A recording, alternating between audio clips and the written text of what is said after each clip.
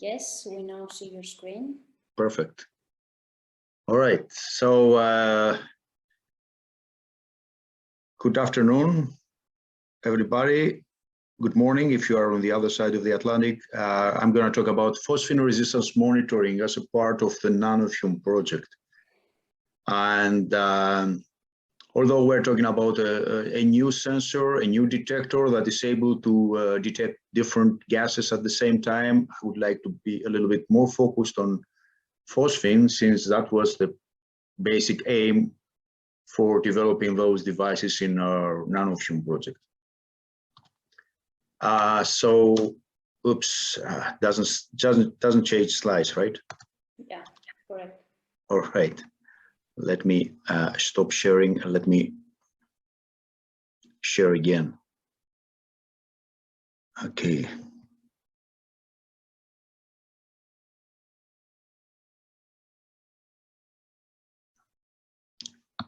All right, I think now it changes slides, right? Correct, thank you. All right, so digitizing fumigation, as we say in Greece, because there are Greek letters, of course, the alpha and omega in fumigation right now. We're talking, when we fumigate, each time we say we add phosphine, we actually don't add phosphine. We lie to people because we just initiate the chemical reaction that produces phosphine. So we put aluminum phosphide or magnesium phosphide, and those things, this aluminum phosphide and this magnesium phosphide, is able to actually produce phosphine with the moisture from the air. So we're talking about a dynamic reaction, dynamic changes in concentration, dynamic changes in distribution, as it was shown by VV previously. So we generate the gas during the application. We don't actually apply the gas unless we are dealing with cylinderized gas. So let's say that we have a container like this one, let's say a 40-foot container or a 20-foot container. And so whenever we want to close the door and put some phosphine behind the door, this is how the container is going to look like. And 8 hours later, this is how phosphine will be distributed. The red color means a lot of phosphine. The white or yellow color means not that much of phosphine. 12 hours later, this is the situation.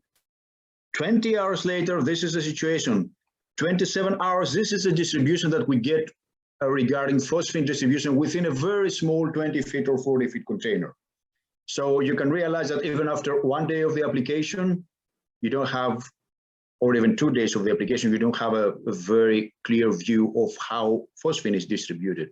And this is how the sensors will help you towards this direction.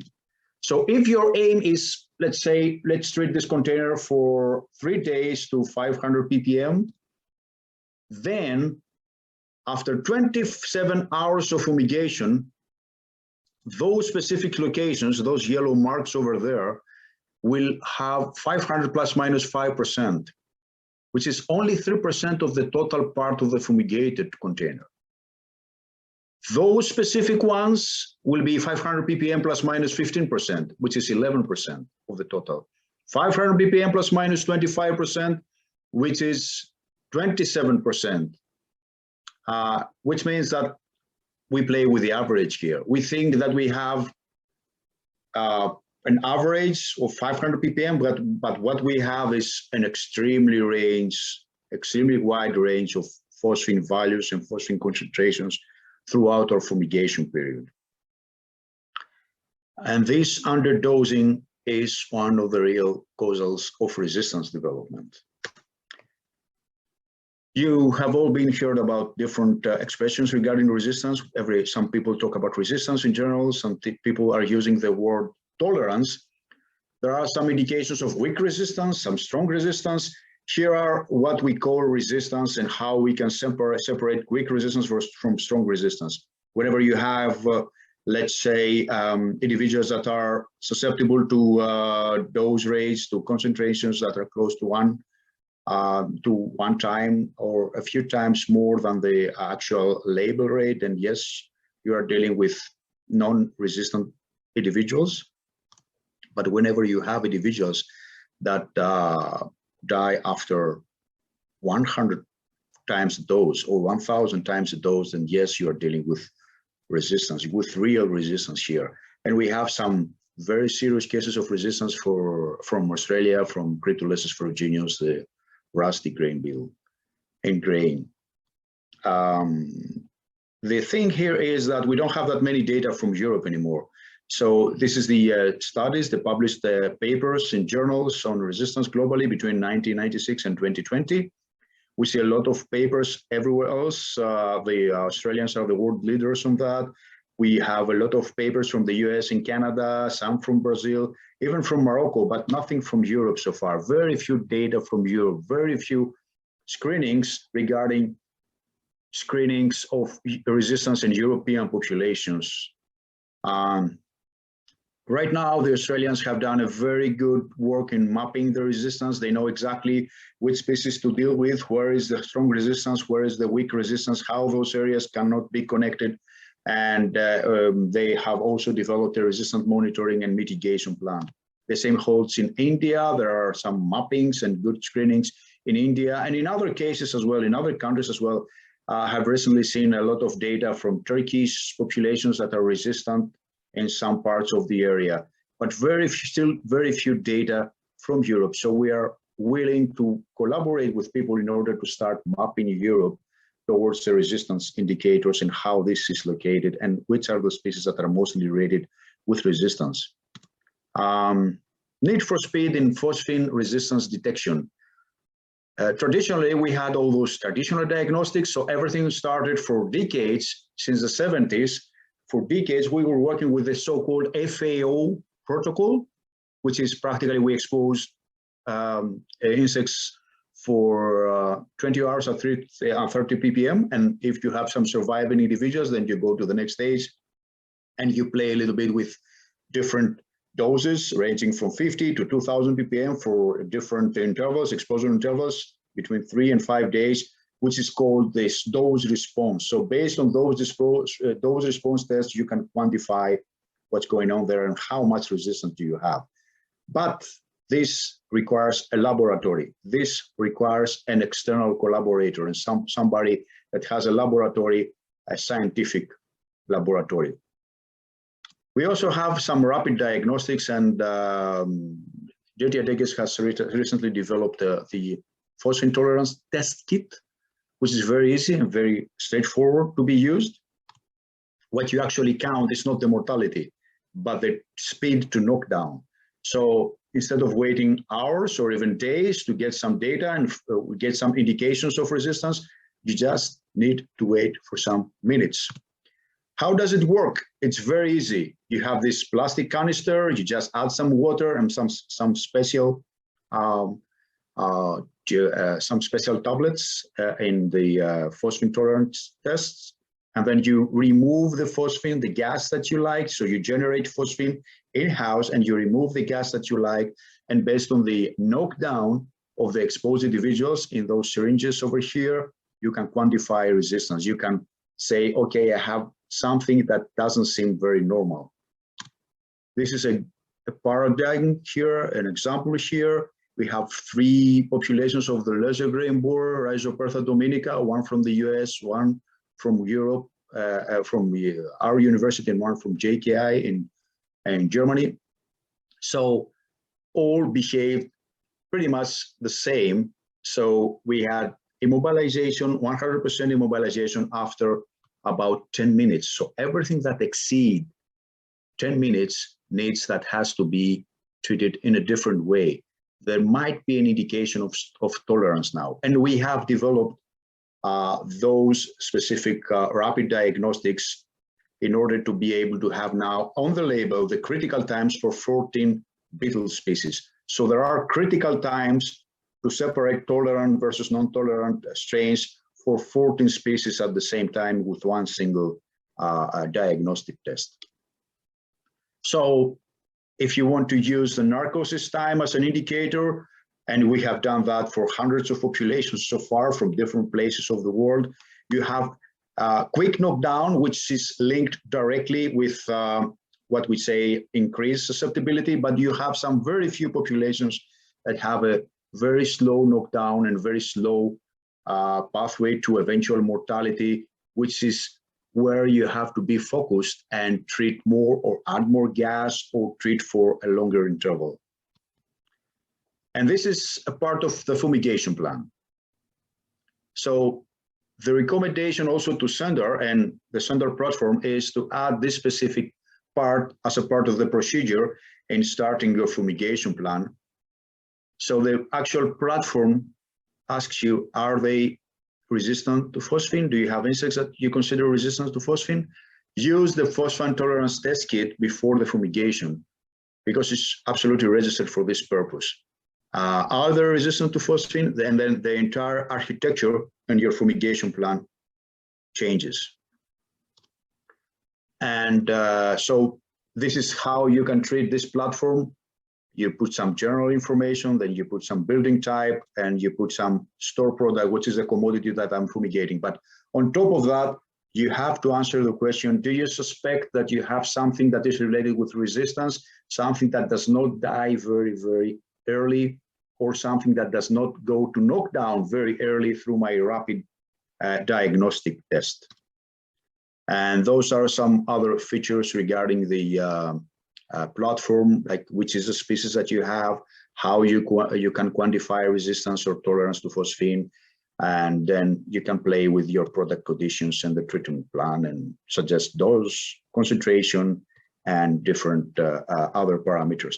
But always start with a suspicion that you might have some resistant individuals out there. So the phenomenon of resistance has been recorded in many areas of Europe so far, but no indication of strong resistance yet.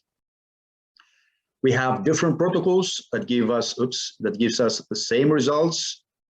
So the quick protocol provides the same result, and the slow protocol provides the same result. So why waiting for that?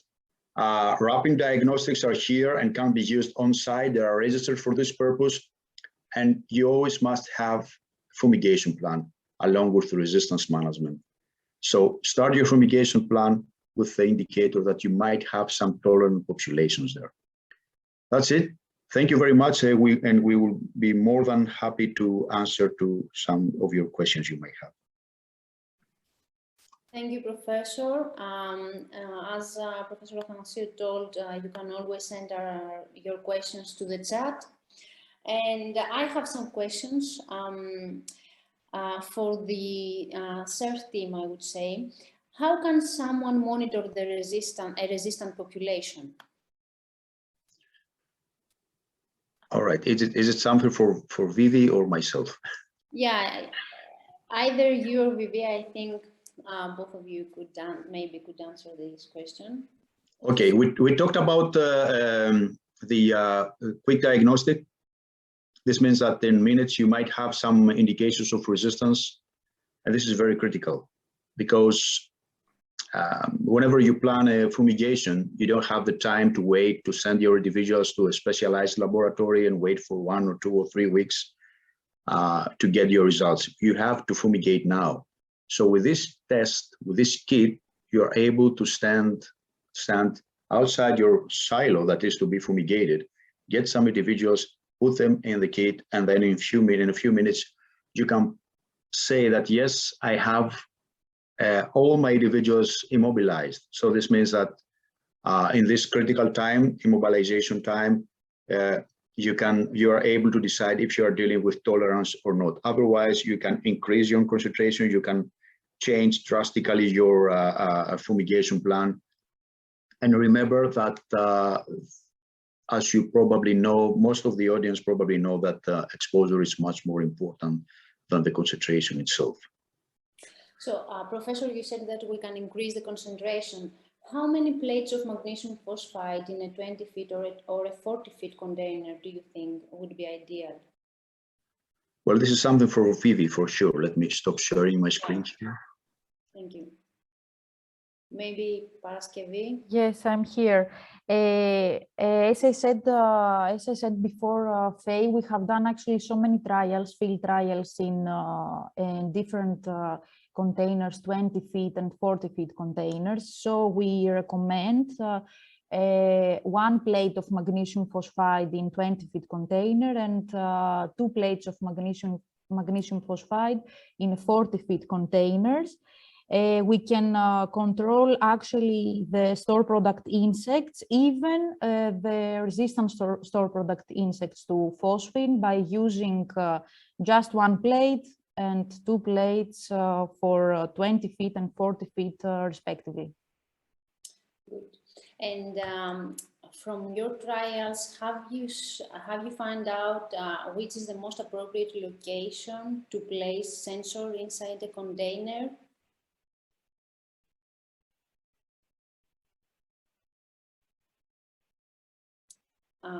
Paraskevi? Yes, I'm here. Okay. Do you want me to repeat my question? Yes, please. Yes, Faye. From your trials, have you identified which is the most appropriate location to place sensor inside the container?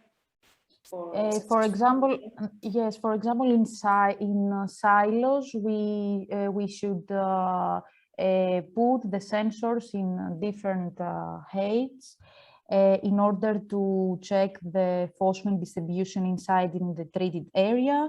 And in a container, you can use actually just one sensor behind of the door or on the other side of the container in order to check the concentration. So, and if I may add on that, this is what Vivi explained right now is because of modeling. So apparently, the more sensors you have, the more accurate you are in quantifying the concentration, but you don't have the luxury to put many sensors in a single container. So we have worked in modeling the distribution of phosphine. So if you have one single sensor behind the door, you can model what's going to happen at the far back of the container. So everything that was presented by Vivi was because of the modeling that we have carried out in different types of structures in order to reduce the need of putting a lot of sensors at the same time. Okay, and thank you. I have a question for Victor, I would say. Victor, we have here Mr. Peristeropoulos asking, could digital nose of smart tube identify fungus activity in closed spaces, for example, aspergillus?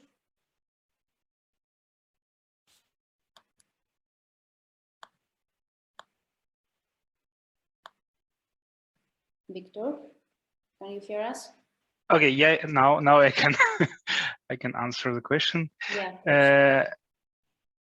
Sorry, we were not focusing with this project on some other relevant smells within commodities, so I cannot answer positively or negatively this question because we simply didn't try yet. We were focusing very much on phosphine detection. But as I told you, I invite everybody to try our technology. So now we have developer kit, and you may also just do this test yourself.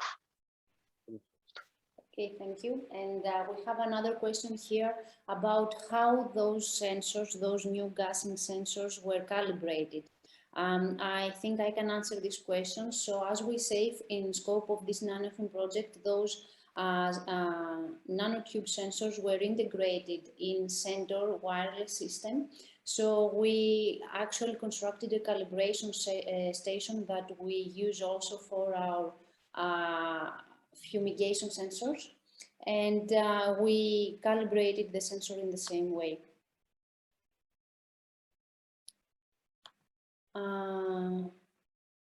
And we have one question, I think, for Professor Athanassiou. Where can I find more information about the rapid diagnostics kit that you presented, Professor? Well, it's most of the data have been already published in Journal of Store Products Research. So if you shoot me an email, I can share with you those publications. But it's also on the label. So if you go to the Degesch website where the phosphine tolerance test kit is described, the label is there, the instructions are there, and the MSDS are there. So they also have in the label a table indicating the 14 species for which there are critical times regarding the way to narcosis.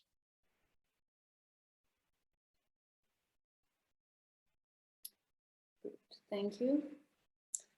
So I would say that we have reached the end of our webinar, except if there is any other question. Yes, we have one more question. As we started a bit later, I will give some minutes for questions. We have a question. In Italy, there is a new registration for biocide plates which mention a dosage of 1 plate of 6 mc. Could it be dangerous in a container fumigation with a non-proper application? Professor, maybe you can help us here with biocide. Yes, I am aware of the specific registration. So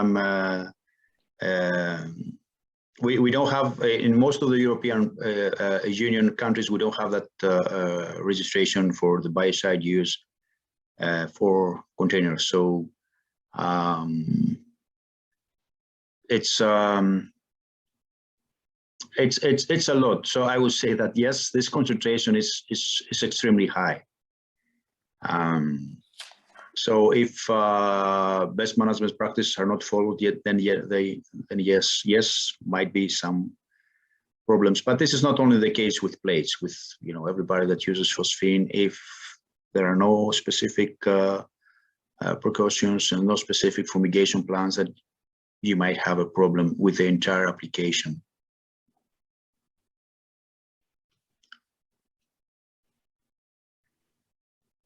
Okay, I see one more for the motor vessels. I'm fast, Faye. All right, we did plenty of trials plenty of trials in ships and ship hulls, but during the last couple of years, we have done some trials in transit fumigation, like vessels, like trains in US. And it seems that things are a little bit better in comparison with the ship hulls, but still we're talking about moving objects, moving quantities of grains, which means that if you have a leaky structure, and apparently those vessels are only to travel, they are not designed to keep the gas inside, they're not gas tight. Still, you have low concentrations, very long exposures, but with low concentrations. So yes, in transit and vessel fumigations may not be that ideal, as we can see, at least in the case of trains and different in-transit application scenarios. Thank you. We have another question about if this monitoring system can be used in other commodities rather than grains. In general, Centaur system can be used not only in grains, but also fresh fluid, dried fluid. We have already started experiments for fresh fluid, as I said, potatoes, and many more products. So depending on the case, I would say, and the properties that need to be monitored, then the system, yes, it could be used. So we have a question for Victor. What other monitors do you have for in-product concentration testing? For example, tobacco cartons that need to be propped and test tubes placed in the carton, or anywhere that you cannot place the Centaur sensor. Alternatively, can the Centaur monitor pump gas from the tube line to test concentration? I see we get a lot of questions here. Victor has already sent in the chat the Smart Nanotubes pre-order, his website, where you can find all the products that they already have. Faye, if I may, regarding this question, the Centaur sensors do not pump the gas. Okay, they are more passive, much more passive than the standard traditional techniques that you actually have to suck air from the inside. So it doesn't pump the gas.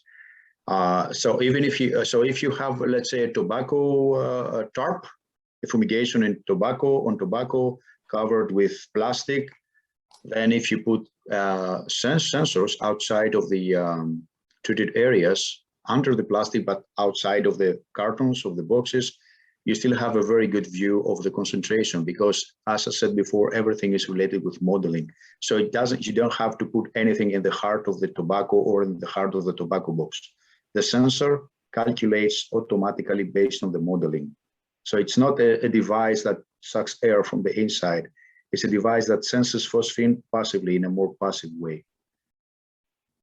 Okay, and let's accept the last question from Orlindo. In our case, we fumigate containers of 40 feet with tobacco with 6 magnesium plate. Is this acceptable, or are we taking serious risks? I think this goes again to Professor Athanassiou.